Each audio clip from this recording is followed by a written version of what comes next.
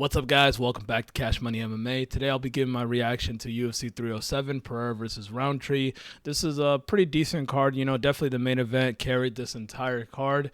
So I'll go ahead and give my breakdown, my reaction to the entire card.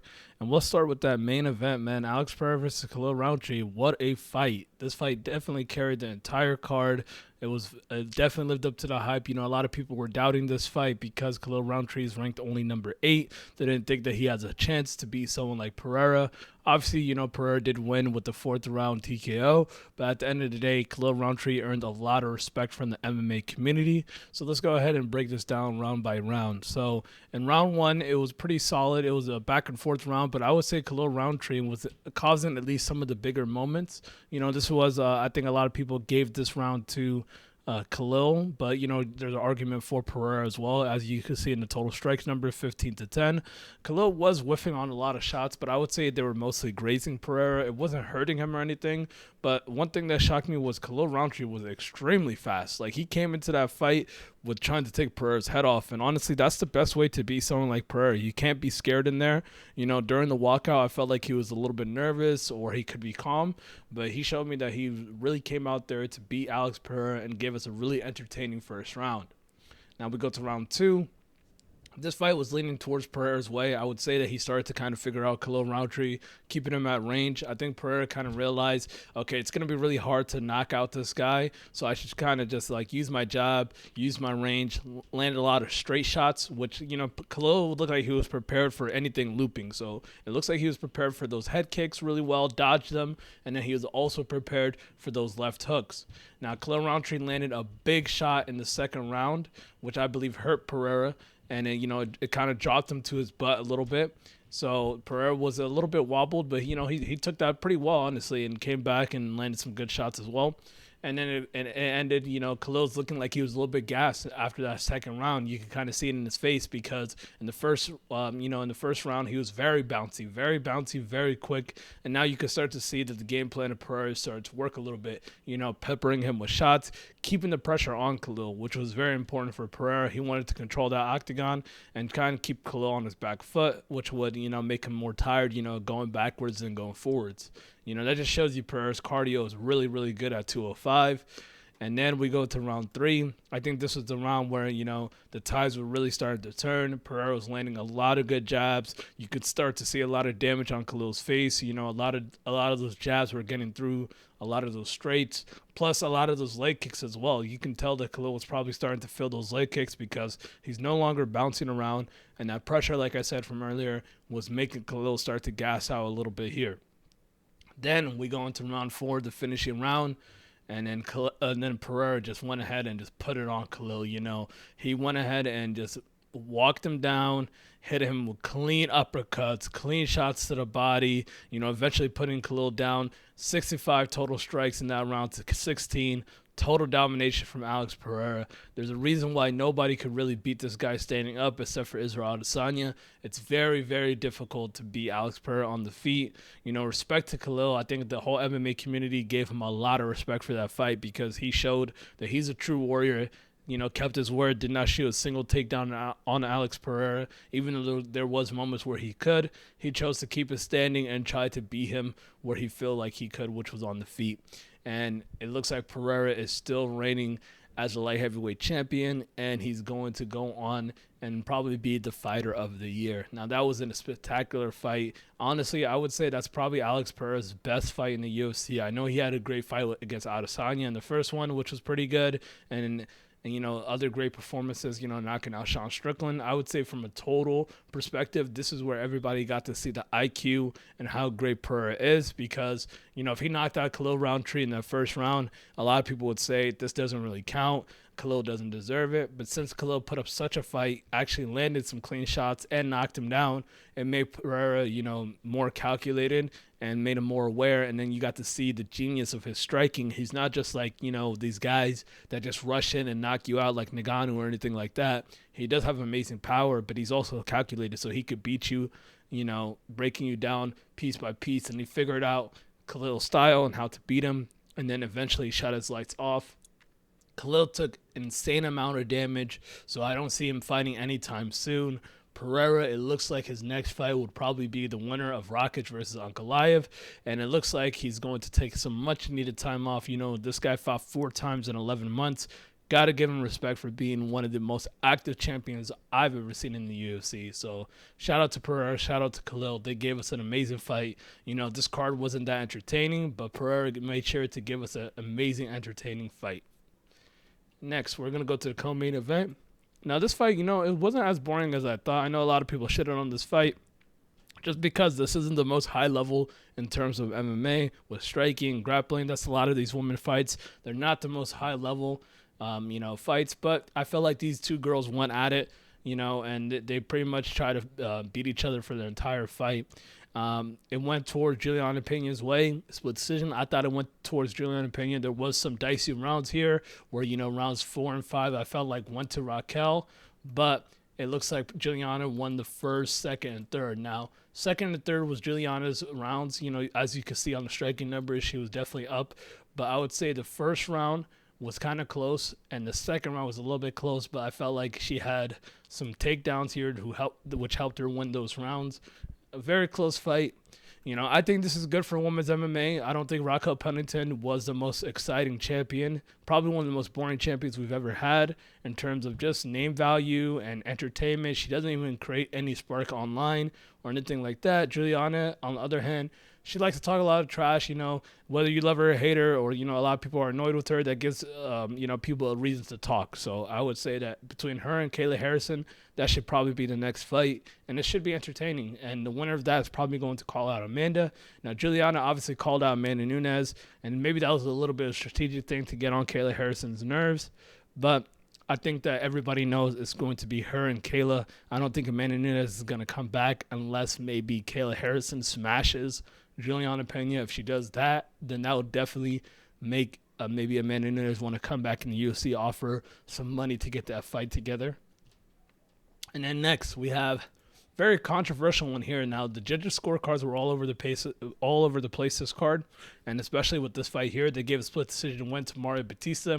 Honestly, Mario's getting a lot of hate for this fight, 100%. And Jose Aldo, honestly, I thought he was going to win this fight just simply because it doesn't look like Mario Batista wanted to stand up with Jose Aldo, which is fine. I know if you're getting beat on the feet, you're going to probably shoot and do some other things, but he was clearly stalling, killing the clock and trying to just, do everything he can to avoid fighting Jose Aldo, which was pretty disgusting. He was doing a lot of little peppering shots on the cage just to hold and maintain that position. And I think referees should get more strict. Dana White gave a big reaction to this fight overall. He thinks that referees should start calling out stalling, and I agree as well.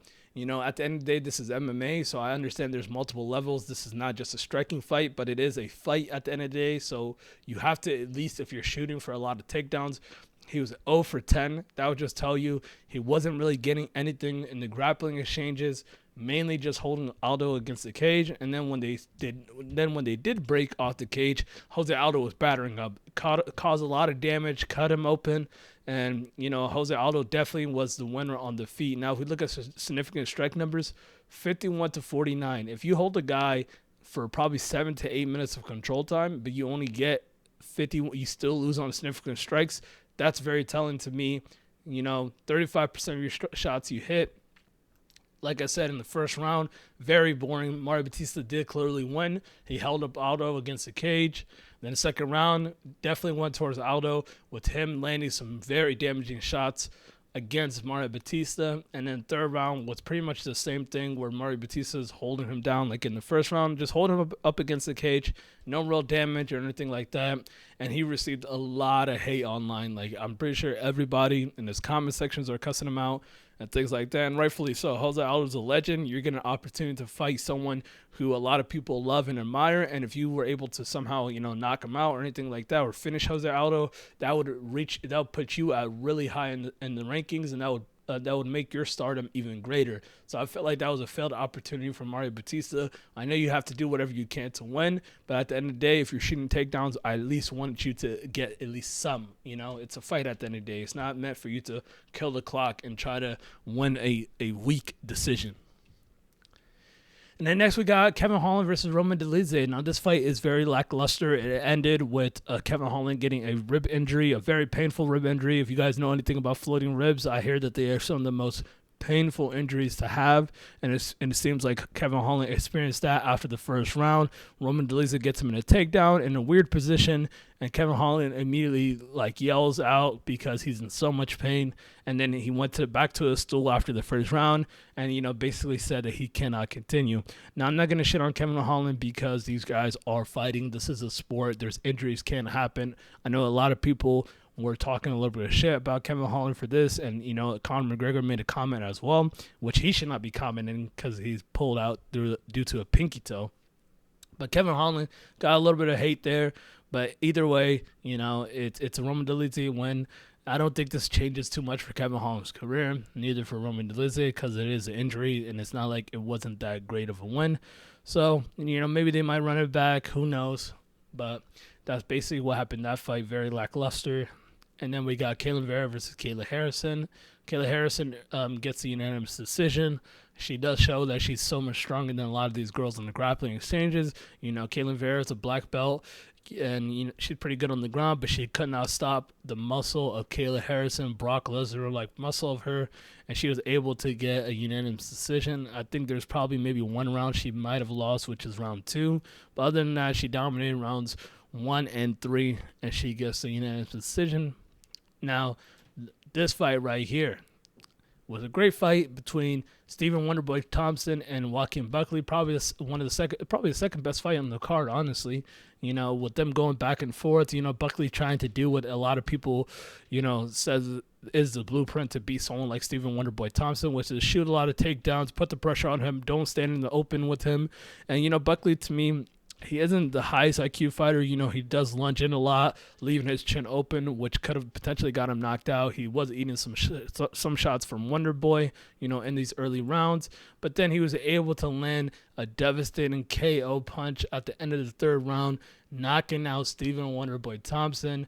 Great one for Joaquin Buckley, and also a great call-out in Kamaru Usman. He got a lot of shit for his previous call-out of Conor McGregor, but now he knocked out Stephen Wonderboy Thompson and gave a terrific call-out of Kamaru Usman. That's exactly the type of guys you should be targeting, guys who are kind of a little bit older, who have a lot of name value, and who are close to the title picture.